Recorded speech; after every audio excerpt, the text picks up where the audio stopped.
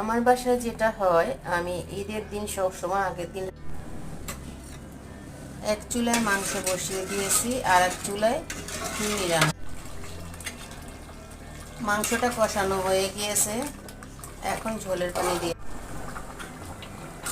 মাংসটা হয়ে গিয়েছে, এখন কলিজা পিনিটা হয়ে গিয়েছে, নামায় ডাইলে ফেলেছি। এখন কলিজা ফ্যাপসাটা ভুনা করে নিব। কলিজা ফ্যাপসা গুড়ে, কলিজা ফ্যাপসা গুড়া ভুনা। জর্দা সিমাইটা হয়ে গিয়েছে, এখন পোলাওটা বসিয়ে দিব। সাদা পোলাওটা হয়ে গেছে। তা আজকে কুরবানি